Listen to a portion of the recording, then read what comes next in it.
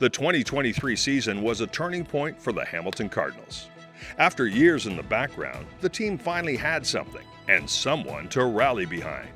Outfielder Tyler Duncan lit up the league, smashing single-season franchise records for home runs and RBIs. By season's end, he was named the team's first ever Inter-County Baseball League MVP. Off the field, the momentum was just as strong. First-year owner Eric Spearin was named Executive of the Year. A revitalized game day experience, record attendance, and a community that was starting to believe again. It felt like Hamilton baseball was finally back. But the dream run ended early. The Cardinals were eliminated in the first round of the playoffs by the Barrie Baycats, a tough ending to an otherwise breakthrough year. Still, something had changed.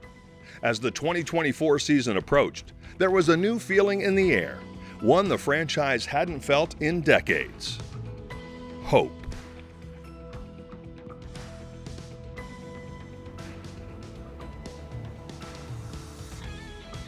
The work that we saw Eric Spearin put in last year when he bought this club, and he said to us he felt like the Hamilton Cardinals were the most undervalued sports property in the city of Hamilton, and boy is he right. This team, under his guidance as an owner, just felt like everything was the right place, the right time, the right man in ownership, bringing the right people on board, and suddenly the Hamilton Cardinals are one of the hottest properties around again. Winning Executive of the Year was a thrill. Yeah, I thought it was validating. So yeah, I definitely really wanted to win. It was a team effort, but yeah, I felt like, from a leadership perspective that, I was able to rally people together and make it happen. So yeah, I wanted to win the award, and then Tyler won the MVP. And I was so excited when Tyler won. That was a crazy time when I won that. I got that MVP call. Eric texted me, called me, and told me. I honestly couldn't believe it at first. I was like, I knew it was going to be close, and other people had amazing seasons, right? I knew it was probably a close vote and all that. And that was I just couldn't have been happier it happened the year it did. Yeah, first MVP in franchise history, which is a huge, huge deal. Yeah, an outstanding season, and it just was like the icing on the cake for that first year. Yeah, I think there was a little bit of pressure. I try not to worry about it, but I think it always is in the back of your head, just like, hey, I came off a good year. I feel like people expect that again. I also transitioned to shortstop because we didn't have one at the time, so I was kind of filling that role until we found one. So it was definitely a lot of different things. Duncan's a team guy. The thing that makes Duncan the MVP isn't only the tangible stuff that he does on the field, it's the intangibles that he brings to the clubhouse off the field. And so to have the ability to walk in and take command and just say that, he never said I'm going to be the best shortstop. He just said I'm going to do it and help us win because I'll do anything to win. And that freed us up to keep Higuchi. The infield is stressful. I give credit to those guys. It was fun for a bit, but I'm definitely happy to be back in the outfield. It's always fun at the beginning of every year, joining the team, seeing the new faces. Obviously, you're all competing for the same goal. Heading into 2024, I think the consensus that George and Larry had was that our offense was good, but we had to step up the pitching. And George was like, he was just laser focused on bringing as much pitching as possible. He would be like, we're going to build the arm farm. He was able to secure Mizuki and Higuchi from Japan as kind of like this duo, and then Brett Lawson coming in was going to be the Friday night starter for the team. So we felt like with those three, we were going to have a really good rotation. From a teammate standpoint, I think the vibes were immaculate to start the year. We brought in a lot of key pieces, bringing in like Higuchi, Mizuki, all those guys. It's a cool piece to have when you have a guy that throws with both arms. It's rare, right? We definitely needed more pitching. That was always the focal point. So to start loading up on arms immediately, I already feel better with the arms we got coming out now and the options we have at the beginning of the season than we did all of last season. Have you ever seen anything like this before at this level? I have not seen it. I've been in this level for 30 years, and I've never seen a right-handed, left-handed pitcher do that. And we felt like the offense, it was still going to be, really, really effective, with Tyler leading that. Zach Marriott came on board, AJ, so it's kind of like a mix of youth and then, using the import spots more so for pitching. We still had Nicholson coming back, who was going to be like a spark plug for us with the offense. everyone's kind of gelled really well so far, and even at the beginning of the year when everyone doesn't really know each other, I think we were able to click like right away, and it's always a good sign, like going out throughout the year, knowing that you have each other's backs and they're willing to do whatever it takes to win. To start 2024, longtime manager Dean Castelli stepped aside, and the Hamilton Cardinals turned to one of their own. Dean transitioned out of manager, kind of took a step back, and Chris Piano was the next guy up. Piano's been with the organization for a while. He was a player with the Hamilton Cardinals, even the Hamilton Thunderbirds. He's very fiery, very passionate, really connects with the players, and we just thought he was the ideal guy to move us forward. Piano hits it, drives it into the outfield. It's going to get over the head of Joseph, and that's going to clear the bags. It's a 3 RBI double for Chris Piano. The Hamilton Thunderbirds have a 5-2 lead. I've been a part of the Hamilton organization for a long time. Larry Wood, the assistant GM, he's been my coach back in the day when I was 14, 15 years old. So I've developed right from the start here, and it's something that I love to come to the ballpark every weekend, every day, and just be a part of it with the guys. And I'm unfortunately I'm not able to play anymore, so this is the second best thing in my mind. The goal for every player is you want to be out on the field playing the sport you love to play, but it's also a lot easier to play for a guy that you really want to see succeed and be behind him 100% of the way. So I love that. All the guys have his back and he has ours, we know that, and he's done an outstanding job so far, and I don't think you can find a better manager, in this league than Piano. I loved it. I love Piano to death, man. There's, that's a guy who I really want to play for. That's a guy who I want to win it all for. Same with Eric, all the guys in our front office.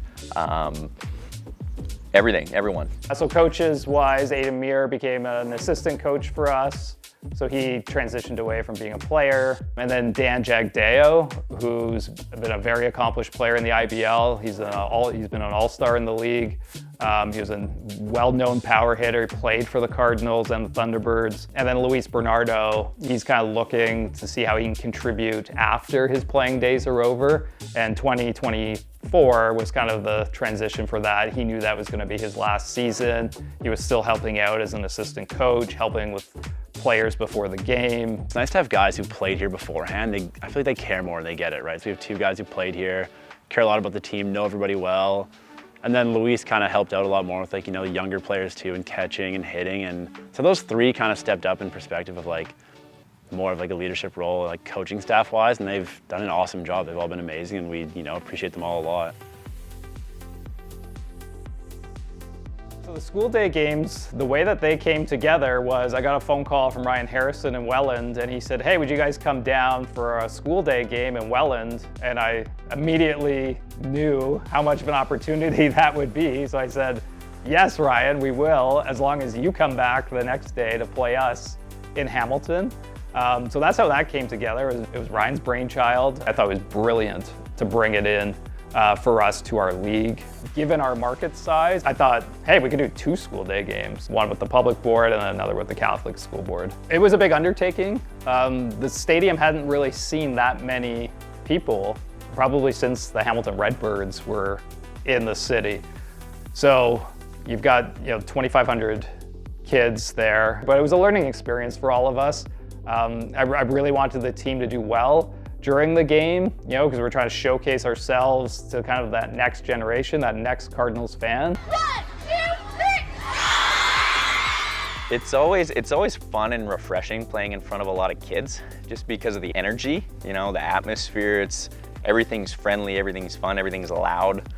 I played in front of a lot of people, but to have that many students come up to games like that, it's kind of a cool opportunity. I'm glad that they were able to do that. Obviously the pre-game jitters kick in a little bit, seeing everyone pile into the stands, and especially warming up in the bullpen and stuff before the game. It's pretty cool. And then once you hit the mound, you can kind of, open your eyes a little bit and see everyone surrounding you and know that they have your back. It was a super, super cool opportunity. I was grateful I was able to start that school game. I remember when we first came back and we had that first school day game against Welland. We were all kind of like, oh, this will be a good kind of test of where we're at. It was preseason, it didn't mean anything, so we can kind of see where they're at, where we're at, how we look and all that. And that was obviously after I'd won the MVP, and I was like, okay, maybe there's a little bit of pressure on here. You know, I got to do something good. The Welland bench was yelling in Spanish to the pitcher, "Don't throw him a fastball, don't throw him a fastball." And then the very first pitch, fastball. And Duncan hammers it deep into right field. Does it stay fair? It does. It's gone! It took one pitch, and Tyler Duncan hammers it over the right field wall. 2-0 Cardinals. I laugh about it still. I hit that ball, and I'm not going to say it was luck, but I was like, wow. Like, after that season, first at-bat back home run, I was like, this is going to be, you know, another great year. And I remember I came back to the dugout after, and like Colby gave me a hug, and we were just laughing. We were like, I can't believe it. I can't believe that just, you know, worked out that way and happened again.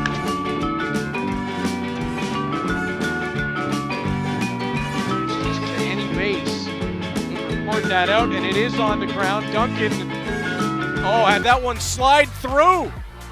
Looked like he was going to come up with it, and the Jackfish are going to take the lead as Porcelado and Hunt will come around to score. And Martin will deliver, and Nicholson's going to lace this one into left field. That'll stay fair, running back to the fence, and Nicholson's on his horse. Round first, and it'll be a stand-up double. It makes for a fun ball game. I mean, both sides are having fun. Both sides are enjoying talking to the kids. It's, I don't know, it makes it fun. It makes it a lot of fun. And he's on his way to third, and Gravel pops this one into left, and just like that, the Cardinals will tie the game as Cam Gravel has a 1 RBI single.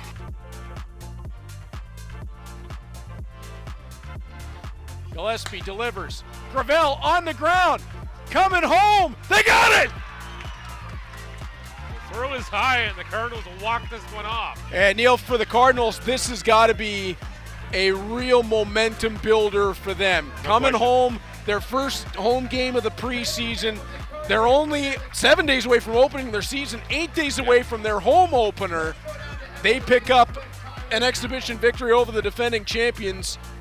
It was like really nice to be out there and like see all the, like this place was packed. Like it is an like outstanding feeling. And like I'm sure for Casey, his school was here. So it was like they were here cheering him on. It was like really cool to just be a part of that atmosphere. And honestly, it got like, it almost like the fact that we lost those first two and then won the last one, it kind of felt like, oh, we really need to come out here and do something. Like there's people out here that want to see us. At least for me, it felt as if when we lost those games, like yes, it's preseason, oh, we're just here to like get our reps in and have fun. But it also felt like, man, like there's a crowd to represent a little bit more now.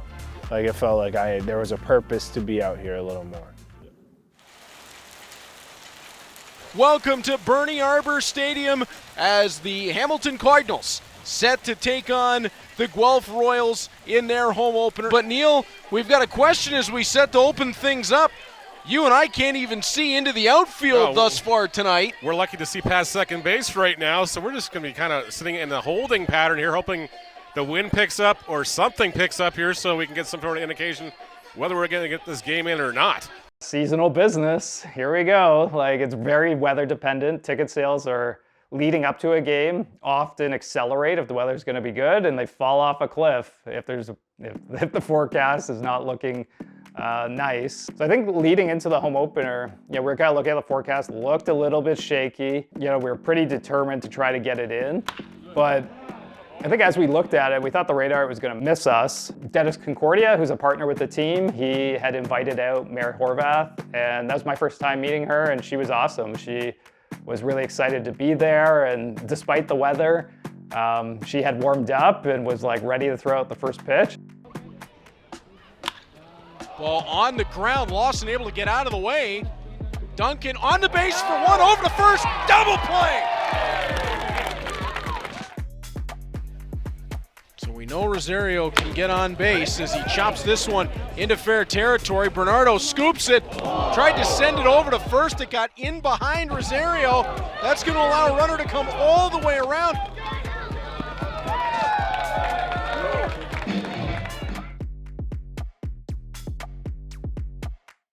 Ball popped high into shallow center. Duncan trying to get underneath it. It's going to fall. A run will score as Rosario comes across. Brett Lawson, he's been victimized here in this second inning by the conditions causing issues for his defense. That's why the umpire's out here as well. I don't think they're going to count this as a mound visit either. A pair of balls in the grass, Neil, that slowed up, turned into base hits. One that got lost into the lights and the fog. Yep. And a wet ball that is just slipping and sliding out of the hands of Brett Lawson. And for a ball to be slipping and sliding out of the hands of Lawson, that's a big hand. Yeah, he's calling everybody off the field now. Well, I'll openly admit we should have canceled the game. I said to him to cancel the game. He said no.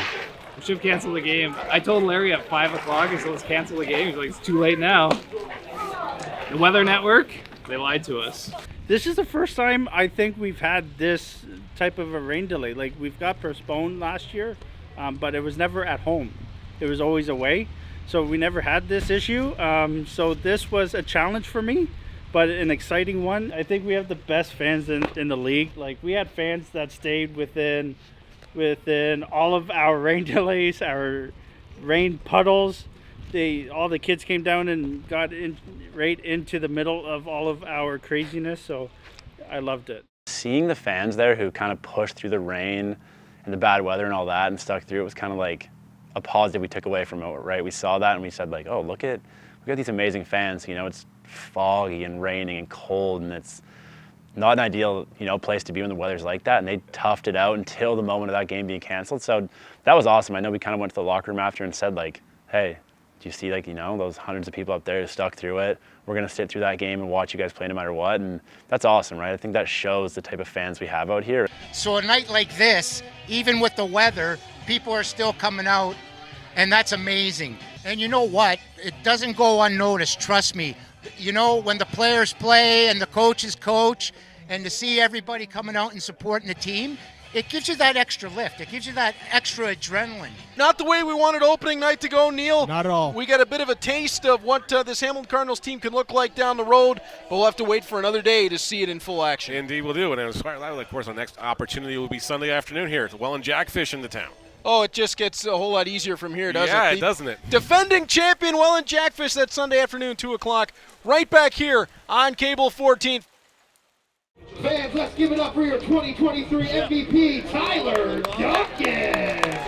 Yeah, I played tons of sports growing up, like most kids do, and then, as I got older, I kind of narrowed it down to baseball. I'm actually from a small town, so I grew up, I actually had to play softball until I was probably around 10, and then I drove to a bigger town where they had baseball. It's 45 minutes away, so I started playing then. And then, through high school, I kind of narrowed it down to just baseball, and then I had the opportunity to play Team Canada throughout high school. And then that year, my grade 12 year of high school, I actually ended up getting drafted by the Seattle Mariners. That was cool. That was definitely something I think back to. It's super cool, and I'm very grateful for that. I felt like I was young at the time, I don't think it was something I was ready for yet. And I'm not somebody who looks back and would ever regret that. I went to school, I made, met some of my best friends, made some awesome memories and stuff like that. So I'm super happy about that. But yeah, I still have the screenshot on my phone of my name, being on the draft board and all that stuff. It's still super cool to think about. After that, I went to a small junior college out in Missouri, Crowder College. Went there for 2 years, and then after that I transferred to Arkansas State, where I played 3 years.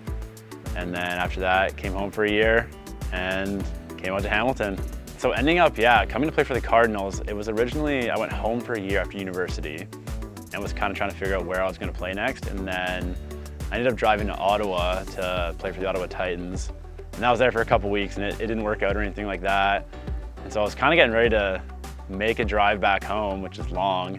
And then sure enough, Hamilton called me and, said they wanted me to come play, and I was pumped to keep playing. So I drove down here, and 3 years later, I'm still here. What I really liked in the first year was the second game of the year was on a Sunday afternoon, and we retired Dean DeCenzo's number that first year, and it was kind of a homecoming game for us. So the second year, I was thinking, let's try to do another one where there's a ceremonial aspect to it. It's the first Sunday afternoon game. Tyler was coming off this huge accomplishment. Yeah, I remember when I first talked to Eric, and he was like, oh, we're gonna do a superhero day.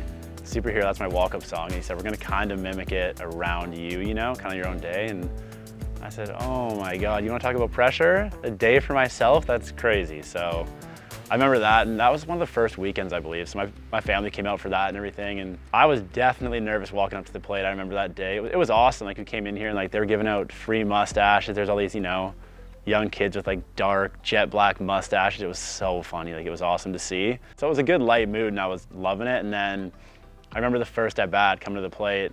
Josh or somebody announced like, "Oh, Tyler Duncan MVP last year, first at bat back." I remember I was like, I got to do something here, and I ended up singling, and I remember getting to first and just taking a deep breath. I was like, okay, you got to hit, first at bat, we're good now, you know? It was kind of shake the dust off, and that was definitely a relief. Line by Berg up the middle, and that's going to be hit to the shortstop. Long throw will get Berg, but the run will come home. Nicholson tops this one to left field. That's going to drop in.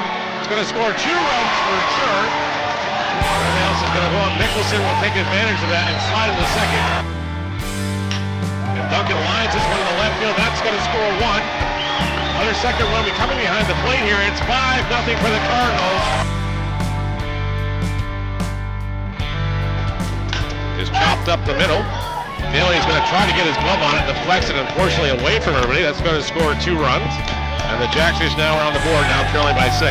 It was a really good back and forth game. We came out to an early lead. Whenever you have Welland, you know, playing us, I think there's a natural rivalry there. That one is crushed to left field here by Ethan Hunt. And we got ourselves a tie ball game as the Jackfish have rallied from back down from 8-0 to tie this ball game at 8 apiece. And that's credit to the Jackfish. They don't give up in contests like this. They know they have, you know, you got lots of baseball. You just got to make the most of opportunities. And that's exactly what they've done.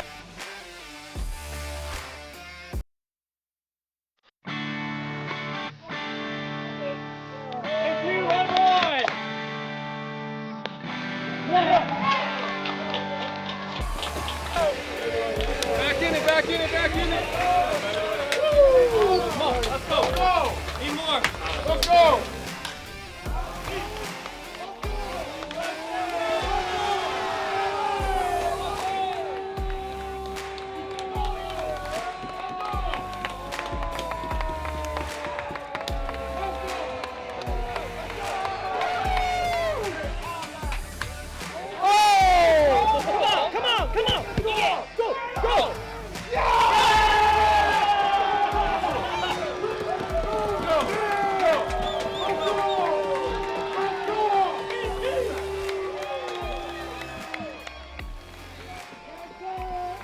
It was a beautiful sunny day, and yeah, it was a lot of back and forth, but I think a lot of new faces, like Andrew Johnston hit his home run, which was a towering blast. They were the defending champions. You know, it's the first time they were, you know, back in our ballpark in the regular season as defending champions. There's certainly that natural rivalry. We all want to be the best, but the fans get into it, and then the fans are traveling because it's not a far drive.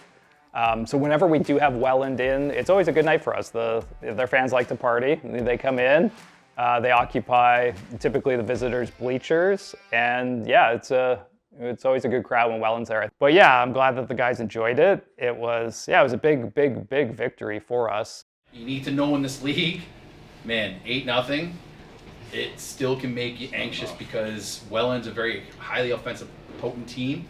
They're the champs for a reason. You need to continue to stomp on them. You cannot let up, okay? Ever. Against anybody. That's the thing. In this league, against anybody, you cannot even let up for a hitter almost. 8-0, who gives a Today, Guelph won 27-6. Like, yeah, 27-6. You do not let teams back in this lead. 8-run lead went away like this, and then we had to go back and forth. It's such a grind sometimes when you play these teams because anything could happen, especially with some of the ballparks that we play at. Kitchener, Toronto, I know Chatham's got a small ballpark. Like, things can change quickly. They did today, but we showed like what type of team we are. I know this is the second game of the year, but we really came together and really buckled them. All right, we came back and we really came on strong again, which I think shows what type of team we are. Welland came in here to play us, and being the defending champs and all that, they have a target on their back, and we kind of were up for the challenge, and they came in here and we beat them. So I think that was a really good test for a new group, especially. So I think that was kind of our biggest eye opener, was saying, hey, like, we're a legit team here and a top contender as well as these guys. So. Whoa, Marriott clubs it deep into right field. That's gone.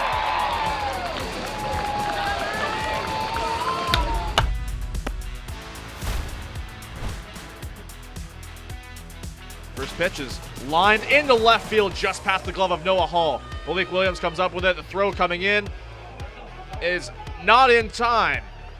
2-run score. We came out looking good. And so I know we had a couple high-scoring games, and we were like, wow, our offense looks, great, putting up good numbers on good teams. I think we kind of set the tone early of like, hey, the Cardinals are once again looking good and better, right?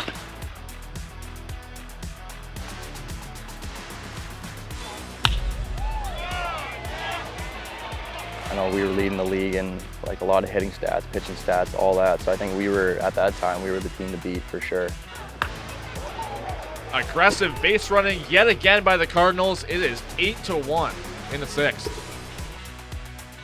Will deliver. DeBanning's on his way to third. Rappel flares it into center field. Tie ball game. And I've always been a big believer that hitting's contagious. I mean, if you look in the stat books at those games too, we're almost in double digits hitting each time. Once you start going, you just keep rolling.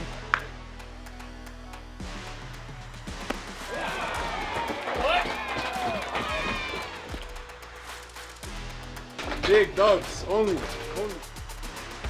Oh boy, Daly took that one heavy. That's a tough kid right there. Yep. Wow. He's going to stay in this ball game as he'll head down to first. I can't believe he's staying in the game, Neil. Harrington delivers. Bernardo sends it into right. That's going to bounce down. And it's a wave around coming home. And Daly is safe. I think it was like the eagerness to play again. Like, I think everybody had like that drive. There was a different type of spark to be on the field. I wasn't playing much because I was coming off my injury, but it was like I was so excited to get back because of how well we were playing and like how everybody was gelling together, and the way we were swinging the bats was amazing. It was like, it almost felt like, a bunch of us in the bullpen were like, it felt like we couldn't lose. Like even when we lost, it felt like it didn't feel like a loss. This one is rocked to right field. High, deep, and gone. That might have caught a piece of the scoreboard on the way by. 2-run homer. Cardinals up by 9. And so May was exciting for us. I think we, rolled through a couple good teams and had some great games, great pitching, great offense, and we put a lot of things together at that time, and it was looking really good. We were coming out of the gate like really hot and playing really good baseball, but it's tough to sustain. It's such a competitive league. Baseball's a long season, right? A lot of ups and downs, but yeah, hopefully we just have more ups than the downs.